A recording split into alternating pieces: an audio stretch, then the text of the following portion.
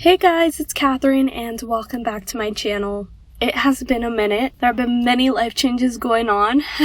I'm officially out of my blonde phase, so I dyed my hair back to brunette. I wanted to go more of a coppery brown chestnut color, so that's what is my hair right now. And I honestly love it. I think it looks great. I'm so happy with how it turned out. But basically, there's just been a lot going on in my life. I've been pretty busy with work, so I haven't posted the last couple weeks. But I've also just been kind of trying to cope with loneliness. So if you didn't know, I have been living in the city near LA for the past 3 months. I moved down here to do a temporary job. It's not really a long-term job. I have a job set up when I get back to Northern California, but I was looking for a job right after graduation, just something temporary that I could do in the summer or in the few months that I was not going to be working. Because if you have ever been a student that has just recently graduated, you know what it's like to not be able to rely on financial aid to pay your bills anymore and to actually have to start making income to make a living. So that's kind of the phase I was in my life a few months back.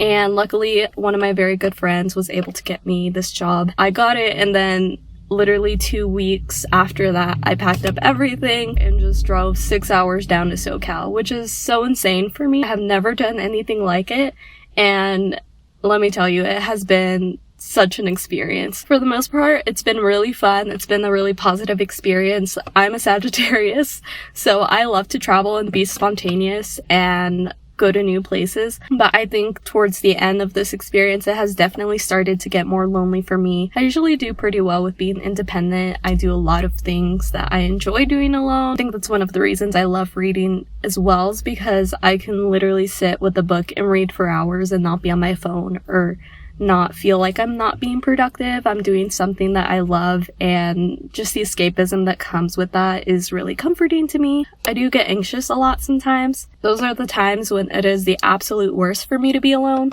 Living in SoCal has also meant that I'm basically cut off from all my friends and family. I don't really have any friends down in SoCal that I can just hang out with. So I thought I would kind of make that the topic of today's video, because I think talking about it and just putting my feelings somewhere, like in a video like this, will definitely help me, and I think it will definitely help other people kind of cope with loneliness. I want to share like some tips I have for coping with it, especially if you are in an environment like I am right now. Just to preface this, I'm not going to say that some of these aren't completely generic, because they are, but they're just personally things that have helped me a lot, so I'm gonna share them anyway. My first kind of tip is, if you're in a place that is completely new to you, you don't know anyone in town, and you don't have any family or friends in the area, first tip I have for you is just to explore the city or the area that you're in. Definitely try and put yourself out there. Find the places that really feel comfortable to you. That's something that I've been trying to do since I've been here. I'll go and like explore the local coffee shops and work from a coffee shop as opposed to working from home. Something that I tried once I got here and started to feel kind of lonely is I started doing hot yoga and Pilates at the studio I found. And I cannot tell you how life-changing it was. Like, it's something that I definitely want to do once I get back home to NorCal, but it's just been so fun. Now it's something that I absolutely swear by. I think everyone should try it because you will sweat like crazy. It is great exercise, and the classes are great energy. One of the things that I love about it is when you go into class, everyone leaves their phones like outside of the class, so you're not on your phone, you're actually focused. And that makes you kind of talk to the people around you, so there's actually a great community in the class, and it's just like super good energy, super great way to start or end your day. So if you haven't tried those, highly recommend it. I'm not like using this video to plug it, but it has insanely helped me because it's something that is productive, it's something good for my body, and it's something that also gets me out of my house and gets me around people. So definitely try and explore your city. Get used to your surroundings. Try and really build a home where you are. I think that's really the point that I'm trying to get at, is just making yourself feel like you're in a place that's homey instead of being in a place that's like foreign and isolating. So my next kind of tip for you guys is to find hobbies that you enjoy doing that you don't have to do with other people so that you can do alone, but also find hobbies that you feel like you don't have to be super productive about. And the reason why I say this is because I feel like there's this huge mentality just from society, from social media culture, Instagram in particular, I think really pushes it, is that if you have a hobby that you really like, you have to like find some way to monetize it, make a career out of it, make it your whole life. This is literally all that's pushed. But I think it's so healthy to find hobbies that you don't feel pressured into doing at all, that you just enjoy doing. For me, I think that's why I love reading so much. Even though I have my YouTube channel now and I post on an Instagram page, I've never really felt pressured to like have to read because I need to have something to talk about on social media. I've definitely always gone at my own pace. I read the books that I enjoy, so I'm not really that influenced by social media. But if I see a book on Book Talk that I want to read, I'll pick it up. But yeah, I read the books that I enjoy. I read the authors that I want, the genres that I want.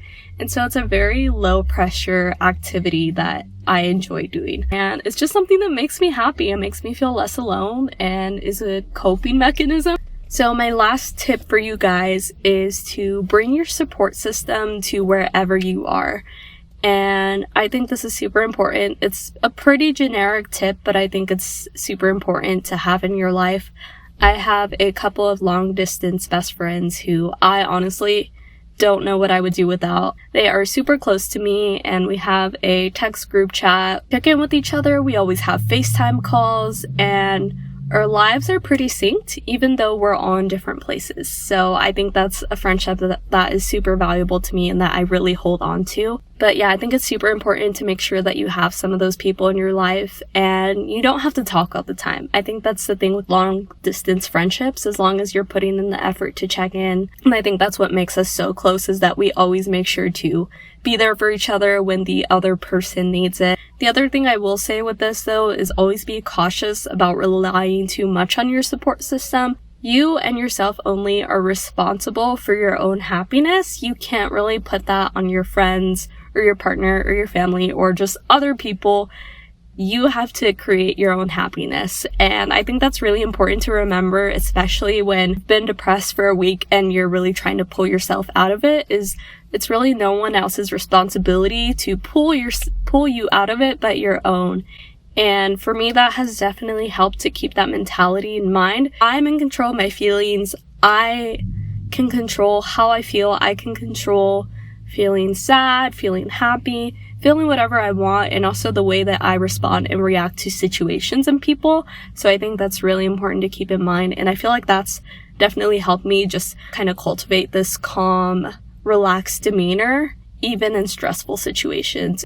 So yeah, that's really my last tip for this video. I hope you've enjoyed watching. It definitely helped me to kind of talk about it and share some of the things that help me in these times.